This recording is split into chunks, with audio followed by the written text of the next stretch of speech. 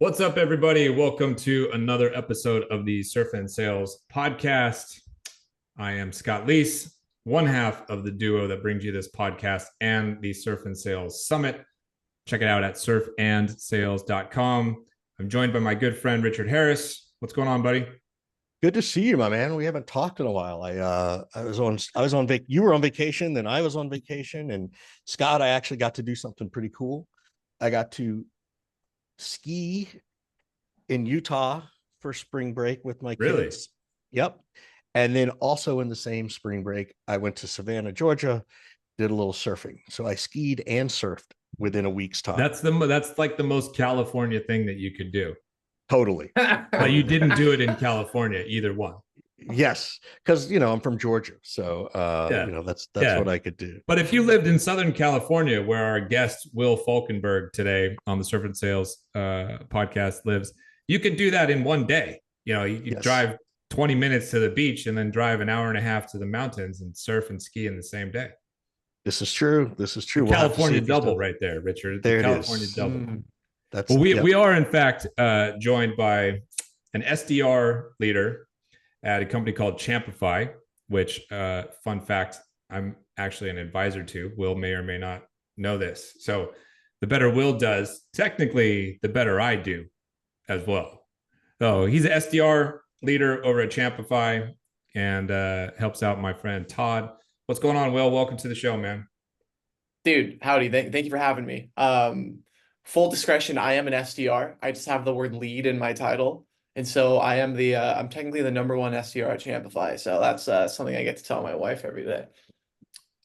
That she ignores. She's like, yeah. I want to start with the most interesting kind of factoid that we just picked up on. You are prone to making all of your cold calls wearing a hot dog suit / costume. Where did this tradition begin? What gave you the inspiration for it? And I guess most importantly, why do you still do it?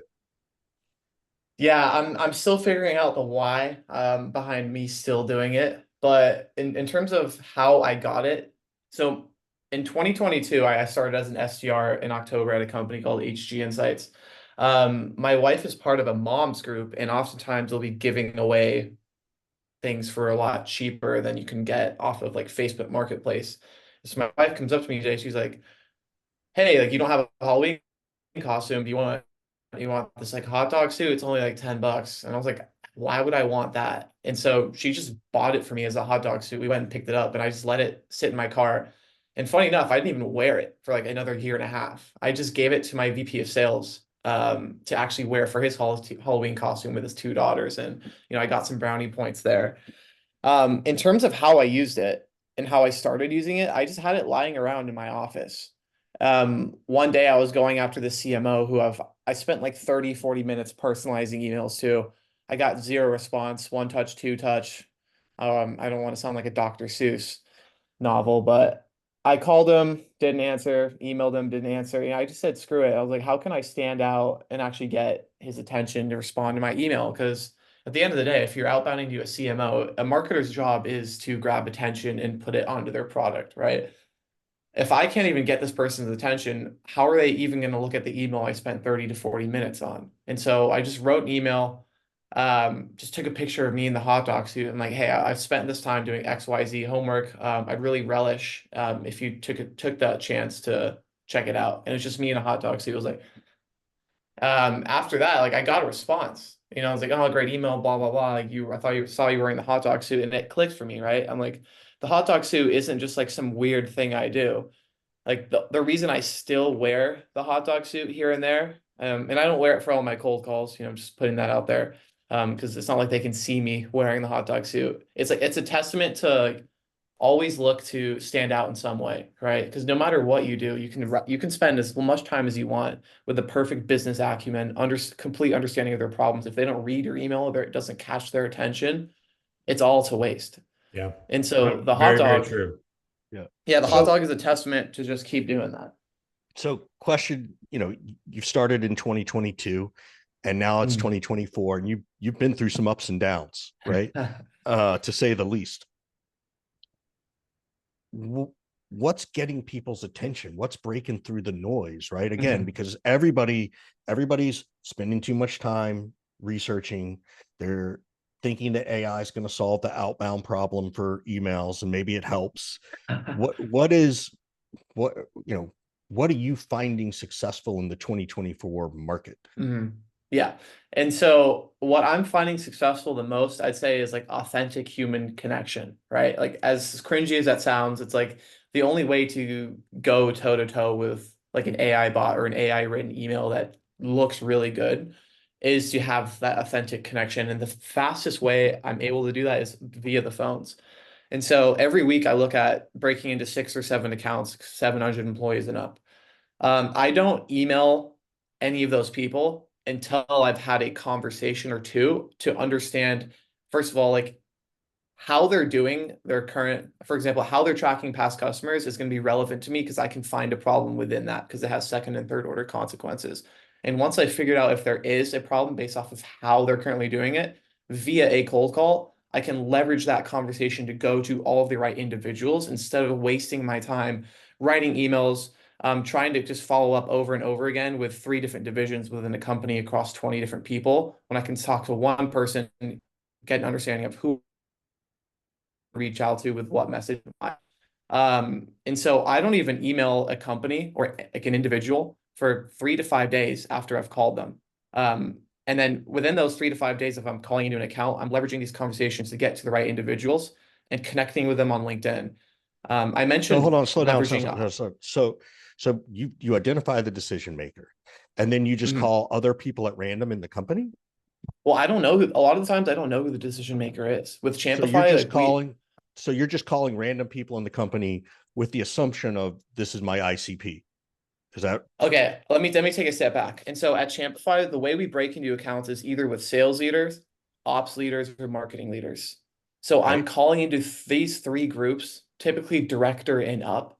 I don't want to call a sales director at Appian, right? It's going to mean nothing to me.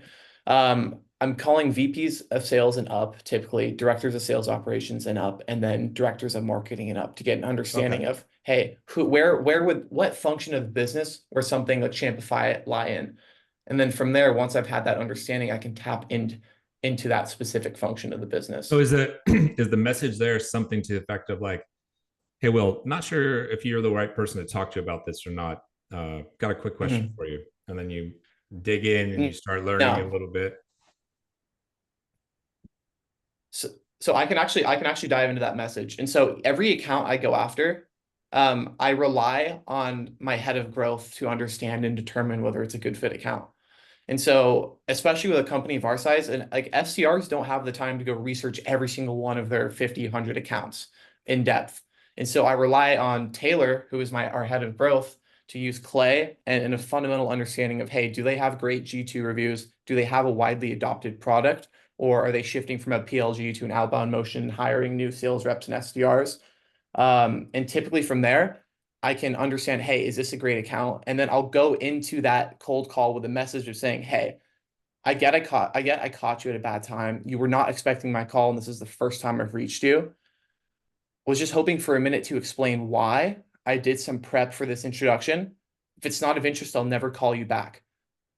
From there, I'll go into the prep I've done for that based off of all the reviews I know and have surfaced in front of me. And then I'll go into the process of how they're doing it. Typically, I can leverage this conversation to understand where within the business this falls. If I'm calling a VP of sales dev, I can talk about how their SDRs are doing it. If they're not the right person, great. I'll get them on a meeting and then thread out to the marketing team or the ops team. That's amazing. That's really, really good. So Scott, as an advisor, are you feeling very optimistic now about your advisory shares? Knowing that this is Will's I've been approach. feeling pretty optimistic for a while, but yeah, this is good confirmation. All right. So Will, here's the next question. What magic pill are you using to make people pick up the phone? Because that's the big challenge I see these days. That's a great question. Are you using a Ouija board? Like, what, how's that? Or is it just, you know what? We've targeted the right accounts. They're this big, this size. So statistically, we know they have phones and we have their phone numbers from all your sources and all that kind of stuff. And so what I found is when typically people have a larger influx of dopamine throughout their body, they're more likely to have a conversation with you, they're more likely to talk with you, they're more likely to pick up the phone. That being said, like I usually like my best time to call is at happy hour on a Friday. A lot of people will get off the phone at like 3 or 4 Yes. p.m. Like if you're calling them from that 5 to 7 p.m., like you're gonna get one or two people who are just really mad at you. But if you're calling someone and then they're like, yeah, I'll pick up the phone, like, my wife's on vacation with the kids, I'll pick it up. I can't even tell you, I book meetings at 7:30 p.m. their time. And it's I see like, you post about this on LinkedIn all the time. I really do see you talk about this. It's yeah. amazing. And so I think it's timing, right? You have to have good phone numbers, right? If you're just using a large contact database that's Right. whole sole purpose is quantity of contacts, yeah, you're probably not going to get great phone number quality. But using a tool like Upsell, which is like UPCELL, not up SELL, or a tool like Cognism is going to get you the best phone numbers possible. So obviously, like, hey, you need to be calling the right phone numbers, right? But you also need to be calling them at a time they're more likely to pick up. Friday, you can call anytime you darn want. I mean, I've looked at SDR leaders, sales leaders' schedules on a Friday. It's typically a lot more open.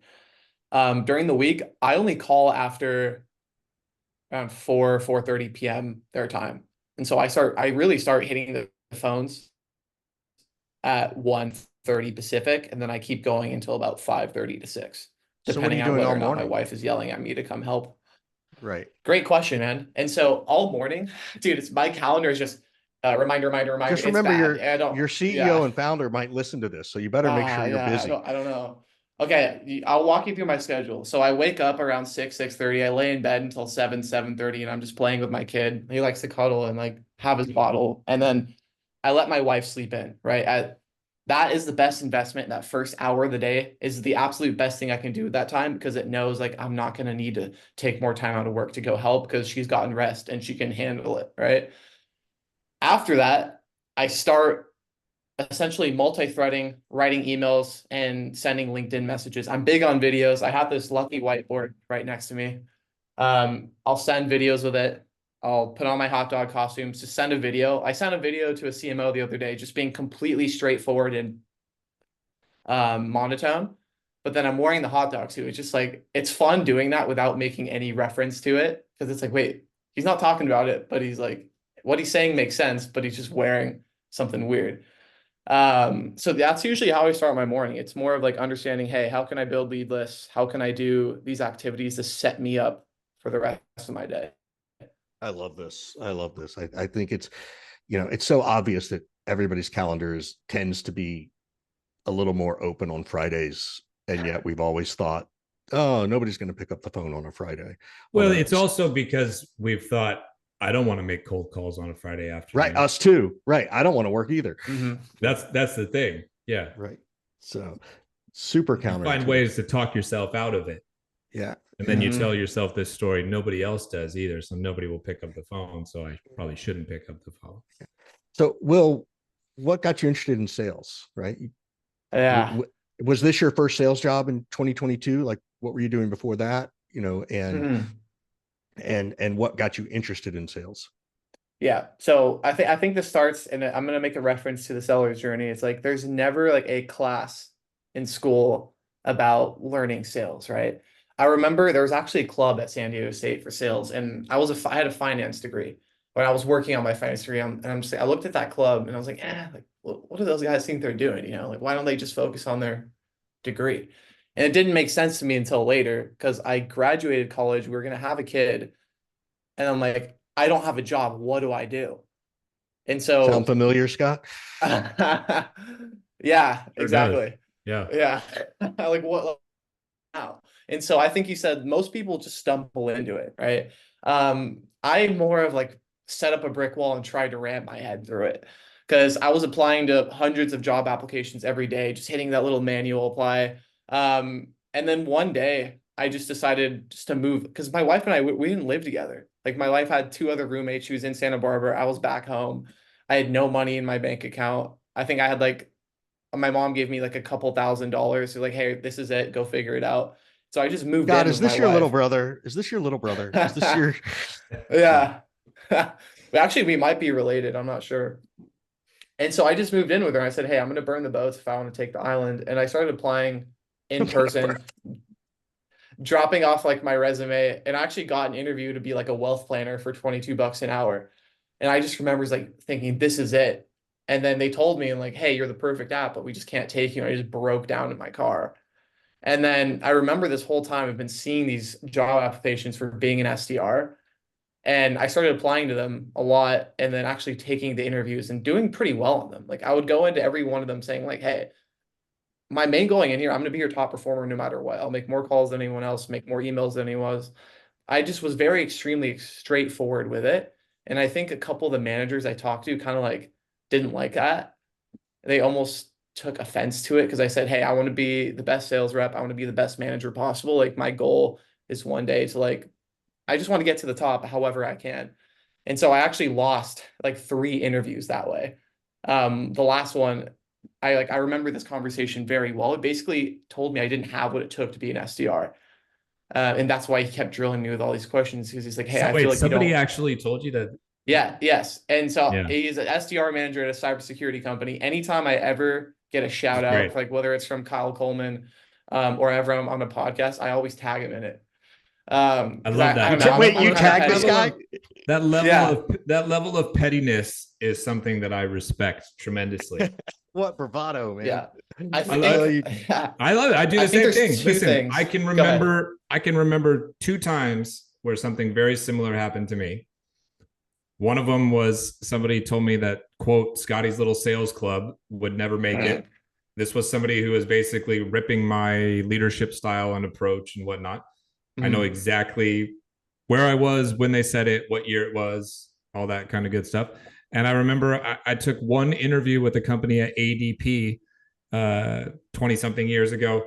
And the guy I interviewed with basically said, you'll never be a salesperson. You don't have what it takes. And I am as petty as you. And I remember these things. And I've talked about them. I even renamed an entire sales community of mine, Scotty's Little Sales Club, just to kind of rub their nose in it. So that story totally resonates with me. And I've used it as motivation for decades now. And it sounds like you use it as motivation as well. Yeah. I think, okay, I do want to explain how I got the job. I just love that he tags the guy in his LinkedIn post like that. Like he has that motivation. To be fair, Scott. that's a level of petty that I actually can only aspire to. I've never actually done that. You know, you align Will very well with Scott in one regards, and then tagging someone is 100% what Richard wants to do and probably has done. Like he's like our melded mini me child. Yeah. He's our younger adopted brother. Yes. We're molding him. Yeah. So you said you want to make it to the top. You somehow lost job opportunities by expressing this level of like ambition and whatnot, which is a whole other thing. Let's fast forward 5, 10, 20 years. You're at the quote unquote top. What does that mean? What does that look like for you? Yeah, I used to think I wanted to be at the top, right? But then I lived a different life, right? I was expecting a child. I never had the child. I was just living life at a slower pace because that's the pace my wife would walk at because, you know, it's kind of hard to walk fast when you've got another 20, 30 pounds on you. I always thought I wanted to be at the top because I'd make more money. More money would mean I'd have more opportunities with my family, which is true. But I always thought I would come at expense to that, right? And so what the top looks like to me now, it's no longer like, hey, I want to be the CRO. It's more like, hey, I want to be in any position that enables me to have 1, time with family, and 2, freedom to do what we want. And so I used to want to own the entire go-to-market organization. Like I wanted to know ops really well. I wanted to be the best SDR, be the best seller, be the best SDR leader, be the best sales leader over time. But I've thought about this a lot. I've been chewing on it. It's like, I don't want to do that if it comes to the expense of my time with my 2 new kids. Like this is time I'll never get back. I can always go and take on a new job offer. I can always go and do that. But my 1-year-old is only going to be 1-year-old for a year, technically, right? He's only going to be 13 months old for a month. my 1-year-old is only be 1 month old for a month, right? I only have that time and it's so finite. Like when I get older, when I'm not older, but when I'm young, like you guys, I don't want to look back on my life and wish I spent more time with them. I'm like, when I'm dead, when I'm lying there on my deathbed looking at my kids, hopefully it's like 5 to 6, maybe 7. I don't want to think, oh, I wish I spent more time with you when I was a young dad. I'm Do gonna you think wish. it, but do you think it's actually possible not to think that? I think so. Yeah, I think it's You possible to do. think that if you live a fulfilled life and you learn, because like regret comes from some sort of action, right, or lack thereof, in my opinion. Like all the things I've regretted in life, like when I was 16 years old, like I was supposed to go swimming to a pool with my dad, like that day. And then like my dad drowned that day. I didn't go swim with him. And like that the cost of inaction to me is like something that lives with me every single day. And so what I mean by that in terms of regret comes from inaction or lack thereof. Like I don't want to have that feeling of like, hey, I wasn't there for this, I wasn't there for this. Because if you do that, that's something you'll think about like every single day, multiple times a day Yeah. for the rest of your life. And so that's kind of like why my viewpoint has shifted in terms of where I want to be, which is at the top. Yeah. I just every conversation or interview that I've seen or heard or had with people who are at that stage where they're on their way out of this life, where they know it is imminent. Nobody doesn't say, I wish I had more time with so and so, my kids or whatever. Even if they spent all of their time when they were younger with their kids, their family, their loved ones. I understand what you're saying though. Is there any part of you that given what you went through at a young age, losing your father, is there any part of you that looks at the work that you're doing now and the life that you're building now and thinks like, what would my dad be thinking about this? Am I honoring his memory? Would he be proud? Would he be telling me to do something different? Is that a motivating factor for you in how you go about your Yeah, day? yeah, 1,000%. So a few of the conversations I had like with my father too before he passed away was like, I've never been good at something, right? I've never been great at something. I've always been like generally good at almost everything, right? Yeah. I was like Good at a decent at lot, great at basketball, nothing. but I was never great. Yeah, Exactly. good at a And so lot, like that's not never where I great at wanted to nothing. be. And so I mean, one of the things he always told me is like, hey, you guys have to go all in on one. Like, I have to go all in on one thing. And the thing he went all in on was when he was my age. Is like he was just running around doing sales, like going company to company, door to door, and he was really great at it. And that was one of the things I was like, oh, like, hey, worst case scenario, I could always just do that and kind of like follow in the same path, right? I could almost take that, not for lack of better terms, I could almost take the same seller's journey. See what I did there. I appreciate it. Yeah, And that's so twice. when I think about it, it's like when I stumbled upon cold calling, like the first day I did it, like the first week I ever did it, I booked 7 meetings, second week I booked 14. And then it just like the first day I did it, it just clicked. I'm like, I love this. I've spent my entire childhood like being that prankster, being that idiot in class who talks out too loud. I've gone and sat in jacuzzis and just spoken with people like 80 or 90 years old for just hours on end. I'm like, this is like what I love to do, is just like authentically connect and talk to people. And so when I had that like first cold call, I was just like, this is it. Like, this is what I like to do. This is my like the most enjoyable thing I've ever done related to work. I used to work at Pizza Hut and I would like eat chicken wings off the ground when I dropped them instead of like putting them back in people's orders. Like, this is not what I want to do, Well, right? thank you for not putting it back, Yeah. those chicken wings Yeah. back in my order. So And so I guess to answer your question, like I think you'd be proud because like one, I found something I love to do and I'm doing it and I'm helping other people do it like as well. Like a lot of people come to me and ask like, hey, how I could have a call later today for 30 minutes just to do cold calling training for free. It's because I love to do it. And so I think that the fact that I'm able to do that while providing for my 2 kids and kind of like expanding that legacy is I think you would be proud of that. that's amazing, dude. That's kudos to you. And Way to turn such a tragedy into something so positive, and way to honor him in so many ways. So that's amazing. So you don't want to be, and it's interesting because I was listening to you talk about being at the top, right? And originally it sounded like at the top meant owning the organization. Now it seems like being at the top is whatever that current role is, right? I'm at the top of being the SDR leaderboard, or I'm going to be at the top. Do you aspire to move into sales? Do you aspire to go to that next level? Or, are you, what do you think about in terms of your career? Yeah, I actually do aspire to that. I mean, I am still reading the seller's journeys. I'm not all the way through it. I am taking like Chris Warlob's P Club, IO course, Kyle Lacey's AE frameworks. I'm trying to learn as much as I can. I'm starting to run discovery calls and I am training for it. I do want to sell, right? It's an untapped market for me. I've spent so much time on the surface, right? But it comes to a point where, hey, like I'm authentically connecting with all these people, but there's no depth to it, right? Like there's only so much time I can spend with a VP of sales or a VP of marketing.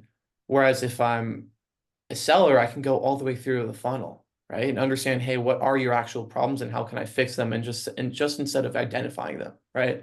Yep. And so I do aspire to go down the funnel. I'm actually in training to do that right now, and so that should be coming up in a few months. Yeah, I think you're ready, in my opinion. And I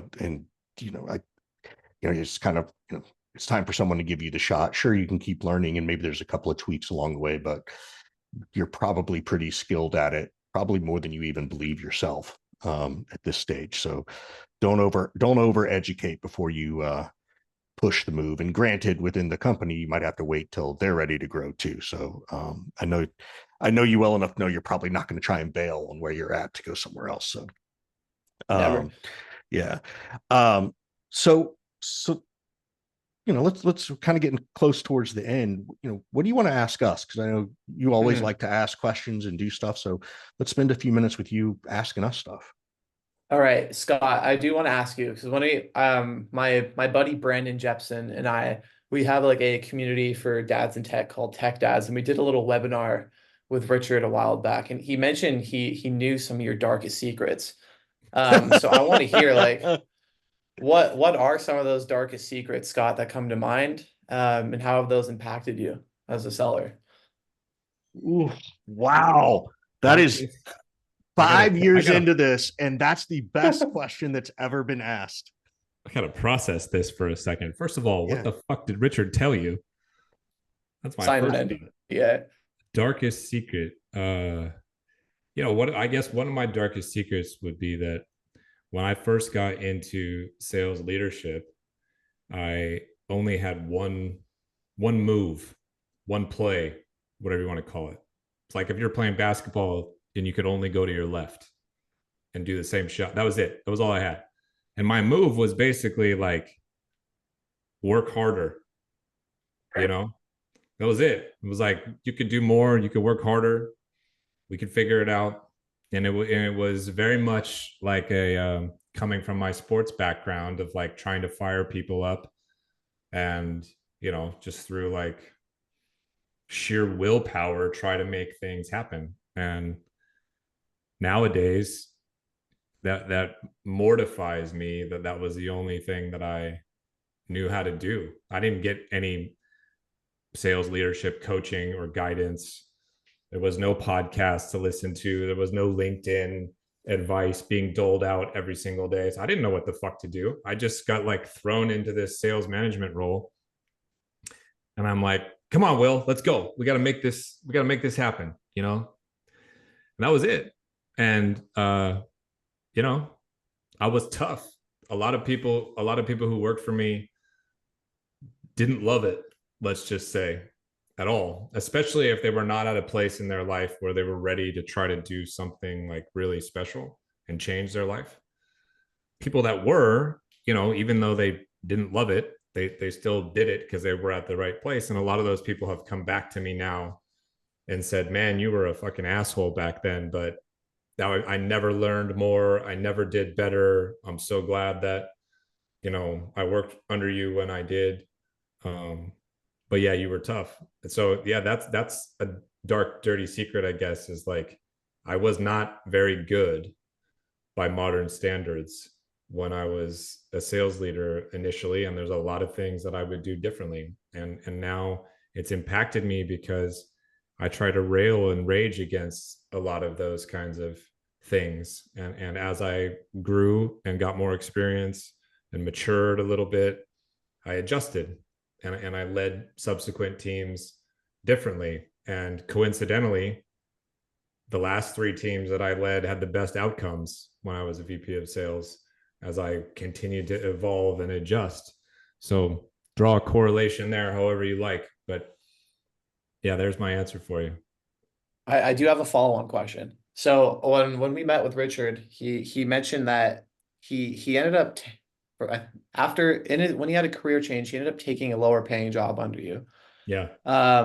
This is a question both for you, but I'm gonna start with Richard. Richard, what was your biggest pet peeve about Scott as a manager? Wow, how much time do we have left? Is this a setup? Are we being punked right now? I don't know, dude, but this is like the best people have ever asked us about this kind of stuff. The biggest pet peeve probably was my own insecurity, because I felt like I could do what Scott was doing and better because I'd already been a VP of sales and running sales teams. And I would see him do things that I was like, dude, you can't do that. You can't say that. These dark things that Scott was talking about, like, and so it was just, and it was frustrating, right? That was probably it. I also think the grind it required was not something even I was used to. And, it is no joke that we came in on Saturdays and we worked from home on Saturdays, even as managers. There was a time, I was, he made all the managers of the sales teams get on the phone and do cold calling, which at that stage of my career, I was already, just gone from VP of sales to a sales manager. So my ego was just shot. And I was like, oh, really? This is so beneath me, which in the big picture, it was not. It was a great learning lesson. This is 15 years ago. So, but I was 40 and thought that, wow, do I really have to do this? What is this? This sucks. This is terrible. But I did it. And so I think that was those pet peeves. Those were my pet peeves, was sort of the old school way of managing that I thought was not necessarily the best. To Scott's point, though, the right people, the right time, it worked for them. I think that was a big piece of it. So I thought for sure Richard was going to say all the times I told him to get off his computer and go coach somebody. No, that's a pet peeve too, but I was going a little more deep. I was trying to, go a little deeper. So are you going to ask me now what my biggest pet peeve about Richard was as an employee? Or I don't still think is? I need to. Yeah. I was going to say, I think you asked yourself right there. Scott, this guy's brilliant, man. Will is like you. He's thinking 7 steps ahead of us. I walked right into it. I actually don't remember what my biggest pet peeve about Richard was, to be honest with you. So I really don't. I'd be making something up. I'm sure there was plenty, but I really don't remember. Yeah. Okay. So you're gonna have to ask a different question, Will. Okay. This is something I think about a lot of the time. Scott, what's your biggest regret in life? Oh. And you can't say I have none because I live my life without regret. You can't. No, I actually would never say that, and I hate people who say that. Yeah, me too. I'm pausing because I'm trying to think and reflect a little bit here. Biggest regret in life. I think sometimes I think about hiring Richard. Probably. sometimes taking this meeting. Yeah. Sometimes I do sometimes regret that I got sick and that I lost 4 years of my life. That's not necessarily something that I could have done something about or changed, but it is a regret in a lot of ways. I never got to experience my early 20s. I never got to I don't know, try a couple different careers and fail at them or whatever. I never got to, I don't know, all the things that people in their early 20s do. I didn't get to do these kinds of things, both professionally and personally and whatnot. And it's, you know, it set me back in a lot of ways. You know, I think to myself right now, like, imagine if I was 4 years younger, but where I am right now. I play that game sometimes. So I think I would be lying if I said I don't have moments where I regret all that stuff that I went through. There's obviously been a million and one benefits to it, as well, but you know, I'm human. I think about that type of thing sometimes. Yeah. Tough questions, man. Tough questions. By Will. Do I have time for more? Yeah, go for it. Last one. Then we got to wrap up and get out of here. Well, it's more of a follow-on, but obviously you had the regret from those 4 years approximately. The reason why I'm asking it is because, like, for example, when I started as an SDR and I guess my quote unquote top of the funnel sales career, it was more of like, hey, I need to get my shit, or I need to get my SHIT together now or else I'm screwed. Walk me through kind of like what that looked like when you first started and kind of how you dealt with those emotions of, hey, the last 4 years of my life have been not wasted, but I didn't get where I wasn't where I wanted to be. How did you deal with that? And kind of how did that start out? Well, I sort of took the viewpoint of, I actually have now a superpower and an advantage over other people because my sense of urgency is far superior than everybody else now. My appreciation for each opportunity, I think, is stronger than other people. The ability to have perspective that the hardest thing that I'm going to go through is, hopefully, knock on wood, in the past, and I've already defeated it, allows me to feel free and confident about whatever I'm facing moving forward. So the idea of, you know, missing quota and getting fired, that's really was never that big of a fear to me. You know, the idea of missing my number or missing my goal, it's like, whatever. I just fought 4 years of my life. You think you can scare me about not having a job? You know, even when I went to start my consulting business, Richard will tell you, it took me a long time to get brave enough to do it. But when I finally did it, my attitude was, well, what's the worst thing that can happen? I suck at this, I fail, and I have to go get a VP of sales job. Oh, well. So the ability to look at things through that lens of what's the worst thing that can happen, knowing that you've already been through and overcome the worst thing that could happen. All of these things, I think, gave me an advantage. And I used to walk into the office and look around at everybody in their cube and their desk and just think, these fucking people are just happy to be here. I'm going to destroy them because I'm not just happy to be here. I'm happy to be here, but I'm on a mission. And that was my mindset. And on some level, I think that's still my mindset because I feel like all of this could be taken from me at any point in time. And so I've got to take advantage of it while I'm able. That's amazing. I just love the fact that I got none of these questions. They're all Scott, and Scott had to think deep and hard today. So he's exhausted. I can see by the look on his face. Mental exhaustion is what you see on my face. Yeah, totally. Right. Totally. Well, thank you so much for coming on the Surf and Sales podcast. You know, where can people find you? Where can they find your hot dog outfit? What's the best way for people to get in touch with you if they want to get some advice from you? Yeah, just hit me up on LinkedIn. It's just Will with it spelled with a W. Don't forget that. And then Falkenborg and just look me up. There should be a hot dog next to my name on LinkedIn, but just send me a connect on LinkedIn. We can hang out. Will awesome, Falkenborg, man. Everybody. #1 SDR at Champify. We appreciate you spending some time with us today. And we'll see everybody next time on the Surf and Sales podcast. Thanks, Will. Smell you later.